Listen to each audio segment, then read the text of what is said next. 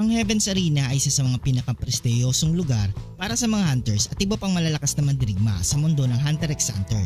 Kilala ito bilang isang lugar kung saan ang pinakamagagaling na mga fighters ay naglalaban upang ipakita ang kanilang kakayahan at patunayan ang kanilang mga lakas. Sa ganitong konteksto, sino nga ba ang posibleng manalo sa labanan sa pagitan ng dalawa sa pinakamalalakas na karakter sa serye na sina Jane Frakes at ang Zoldyck duo na sina Zeno at Silva Zoldyck?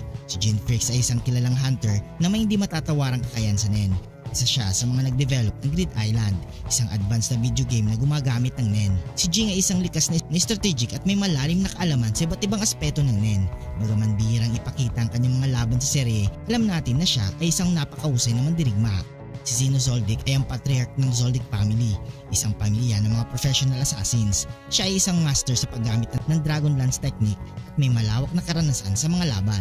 Si Silva Zoldyck, ang anak ni Zeno, ay isang formidable na mandirigma na may napakalakas na abilities. Ang kanilang kombinasyon ng karanasan, disiplina at brutal na lakas ay naglalagay sa kanila sa pinaka-elite na hanay ng mga fighters. Ang Heaven's Arena ay isang lugar na hindi lamang tungkol sa brute strength kundi pati na rin sa katalinuhan at diskarte. Sa aspetong ito, maaaring magtagumpay si Jing dahil sa kanyang malalim na kaalaman sa NEN at pagiging strategic. Maaaring mag-isip si Jing ng mga kakaibang taktika upang magamit ang paligid ng arena sa kanyang pabor.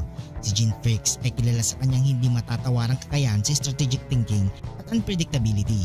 Isa siyang tao na palaging isang hakbang sa unahan ng kanyang mga kalaban na nagagamit ng kanyang talino at creativity upang baliktarin ang anumang sitwasyon sa kanyang pabor. Sa Heaven's Arena kung saan ang bawat laban ay maaaring magbago base sa kalagayan ng arena at mga rules, tiyak na magamit ni Jing ang kanyang kakayahan na mag-adapt at mag-improvise. Halimbawa, kung ang arena ay may mga environmental hazards o special conditions, maaaring gamitin ni Jing ang mga ito upang lituhin at disarmahan ang Zoldyck duo. Ang kanyang deep understanding ng NEN ay magbibigay sa kanya ng abilidad na mag-develop ng complex strategies na hindi agad mababasa ni Zeno at Silva.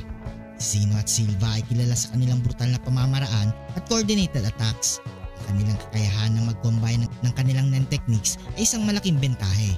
Gayunpaman, si Jing ay kilala sa kanyang versatility at kakayang mag-adjust sa iba't ibang sitwasyon. Ang kanyang kaalaman sa iba't ibang aspeto ng NEN ay maaaring magbigay sa kanya ng edge sa isang laban kung saan kailangan ng mabilis na pag-iisip at adaptability.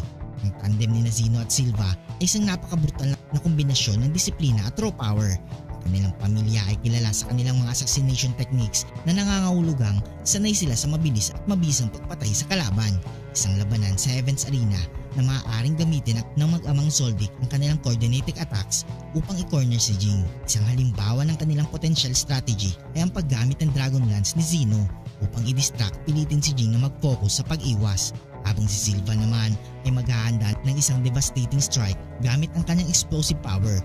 Kanilang kakayahan na mag-combine ng kanilang NEN techniques ay isang malaking bentahe sa mga labanan kung saan ang precision at timing ay crucial. Ang labanan sa pagitan ni Jane Frakes at ang Zoldyck duo na sina Zeno at Silva sa Heaven's Arena ay isang epic na pagtatagpo ng mga titan sa mundo ng Hunter x Hunter. Ang resulta ng laban ay nakasalalay sa kung paano nila magagamit ang kanilang kanya-kanyang strengths at ma-exploit ang weakness ng kanilang kalaban. Sa uli, ang labanang ito ay magpapakita ng pinakamataas na antas ng diskarte, kakayahan sa NEN at psychological warfare na magbibigay sa mga manonood ng isang hindi malilimutang karanasan. Kung nagustuhan mong video ito, huwag niyong kalimutan mag-like at subscribe and hit notification bell button para updated kayo palagi sa ating video. Maraming salamat.